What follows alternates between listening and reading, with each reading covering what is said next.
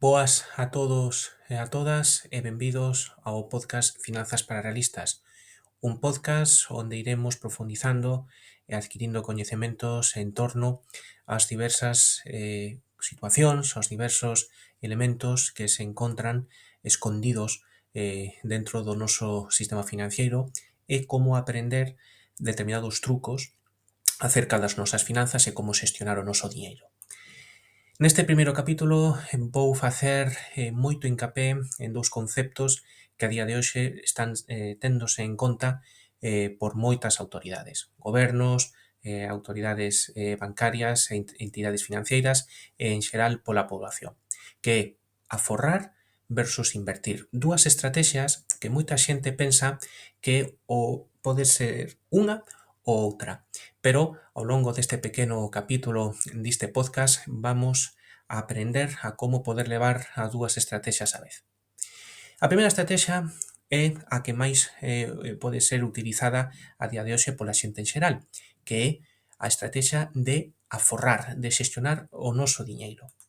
Aforrar, ao fin e ao cabo, redúcese a poder almacenar, non, na nosa conta bancaria certo diñeiro, certo capital que pode quedar sobrar despois de realizar numerosos gastos e que co paso do tempo podemos facer uso deses aforros se chega a producir unha situación un pouco excepcional.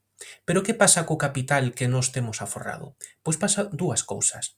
O capital aforrado non xera diñeiro, eso hai que telo en conta. Moita xente chégase a confundir coas famosas contas de aforro remuneradas que os bancos ofrecen, pero, lóxicamente, nada ten que ver.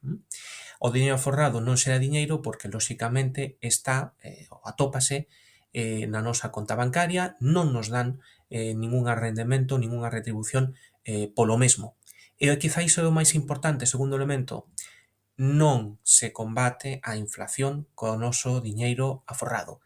Que é a inflación? Seguramente oiredes falar dela a veces, un tema que vamos a profundizar no próximo podcast. A inflación, ao fin e ao cabo, é ese elemento intanxible que afecta a nosa economía diaria. Por que? Porque supón a perda da nosa capacidade, a perda do noso poder adquisitivo. É dicir, o noso diñeiro co paso do tempo perde valor. É moi importante e a día de hoxe todo o mundo estáse a producir situacións que alteran finalmente o prezo dos nosos produtos e dos nosos servizos. Encarécense e, polo tanto, perdemos capacidade adquisitiva. A segunda estrategia é quizáis máis novedosa por parte de algúns, outros seguramente, coas novas tecnoloxías e cas redes sociais, seguramente oiredes falar dela, que é a estrategia de invertir. Esta xa é unha estrategia, dende o punto de vista financeiro, máis interesante. E invertir é un pouco distinto a o que é a tradicional tarefa ou a tradicional actividade de aforrar. Co capital invertido, vale, van producirse dúas cousas completamente distintas. Os investimentos, vale, xeran rendementos. Isto que significa? Que dedicamos un certo capital, dedicamos un certo importe de diñeiro a mercar activos financeiros, non a deixalos na nosa conta e que, co paso do tempo, perda valor.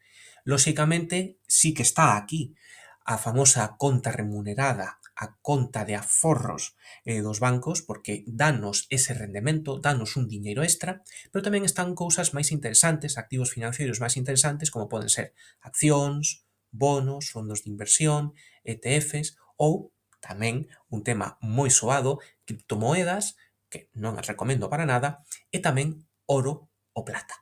Vale? E segunda cousa, as inversións sí que combaten a inflación. É dicir, lóxicamente, co paso do tempo, esa perda de capital, vale, esa perda da capacidade adquisitiva vaise eliminar. Por que? Porque, lóxicamente, como nós estamos obtendo rendementos co paso do tempo, esa inflación non sofre ou non provoca ningún efecto, vale? Isto é moi importante. Co paso do tempo temos rendementos e podemos combater a inflación. Cunha conta remunerada, cunha conta de aforros remunerada do banco, non se combate a inflación, vale? Moi importante telo en conta. Pero sí que se combate a inflación con outros instrumentos financeiros. E cuidado con isto. Canto máis rendemento queremos obter, maiores riscos vamos a asumir. Por que? Porque estes rendementos poden ser positivos, é dicir, gaño diñeiro co paso do tempo, pero tamén poden ser negativos. Pódese perder diñeiro. Non é o mesmo. E hai que ter moito cuidado. Cal é a lección deste pequeno capítulo deste podcast? Que, lóxicamente, pódense levar a cabo estas dúas estrategias á vez. Moi importante a diferencia entre unha persoa que non sabe manexar o seu diñeiro, así saber manexar os seus cartos e poder anticiparse co paso do tempo. Levar as dúas estrategias á vez. Débese aforrar, imperativo, obrigatorio, débese aforrar para poder construir o noso fondo de emerxencia, facer frente a ises gastos puntuais ou ises gastos que podan chegar a ser moi elevados. Pero cuidado, non adicar demasiado diñeiro, vale, aos aforros. Por que? Porque, lóxicamente, a inflación vai provocar que ese diñeiro perda valor. E, ao mesmo tempo, débese invertir, tamén imperativo. Certas cantidades de diñeiro non teñen por que ser moi elevadas para que, co paso do tempo, o noso patrimonio, o noso capital, poda combatir esa inflación e poda xerar rendementos. É dicir, o lóxicamente máis importante dende o punto de vista económico, que é non perder o noso nivel adquisitivo e, lóxicamente, incrementalo, vale? Tendo en conta que va a haber certos momentos en que os nosos rendementos poden ser positivos, negativos e, lóxicamente, tendo en conta que tipo de activo financiero quero eu. E, bueno, de algunha maneira, quería finalizar este pequeno podcast con esta pequena lección importante. A aforrar e invertir o mesmo é importantísimo. Non pode ser un sen outro. Isto é como o yin e o yang, vale? Cousas boas e cousas malas. Ser capaces de xestionar o noso diñeiro aforrado e invertido. E nada, para a semana que ven haberá un novo capítulo e ali afondaremos máis sobre o concepto da inflación e poder comprender con maior claridade tanto o que vemos neste primer capítulo como noutros conceptos da economía. Vémonos.